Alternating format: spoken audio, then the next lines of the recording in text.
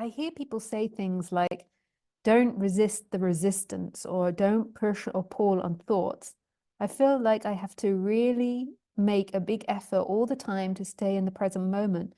My meditation is a constant struggle to come back again and again from distraction.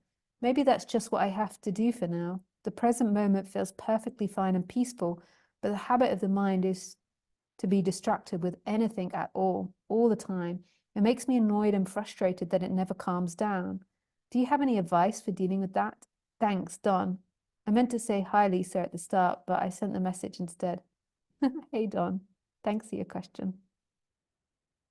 Yeah, I think that's often the case. You know, when I first started meditating and first started asking who I was, oh, I was crazy. So I think that's often the case. What could help is to do body work, you know, to investigate the energy stuck in the body. So sometimes when you're just battling with the mind to try and stay present, it's because there's lots of buildup of resistance in the body. So,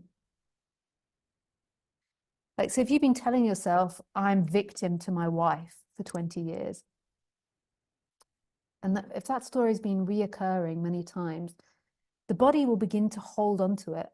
So when the wife comes along, you'll begin to clench, and you most probably didn't just begin it there. You most probably began it with your mother or your father in very young childhood, this story, and it's a continuation and exacerbation of that.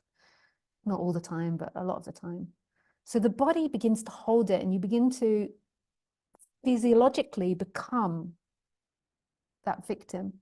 So a good thing to do is to do body work or somatic work on the body. There's so many recommendations that I have on my reference page on my website, but you can also look it up on the internet as well.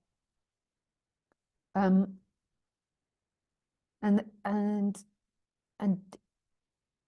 just see what the body's holding on to, because it's like it gets stuck in the body and then it creates excessive thinking. So so you feel victim to the wife, and you feel victimized by what she does, and it creates more and more pain in the heart area.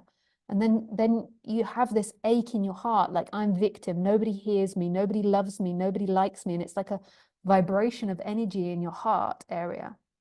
And then that's going to create excessive story making. So the story making, rather than facing the energy that's in the heart, the story making might be like, what a beep she is, da da da, and going into like extended stories of regret, of annoyance, of anger. And then just trying to pull your mind away from that might be too much of a tidal wave. So addressing the actual energy in the body might be really helpful to calm that down.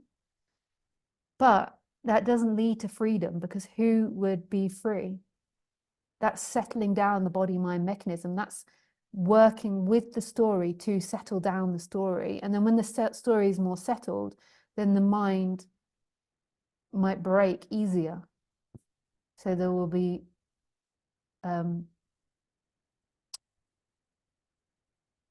more access to this.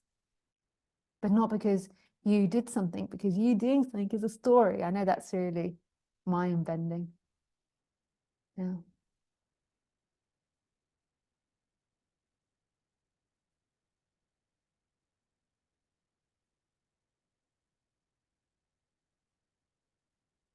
So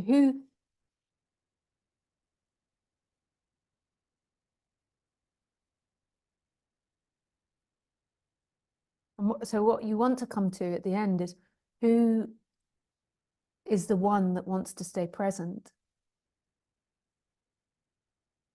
And then eventually even that will go, and then there will just be presence.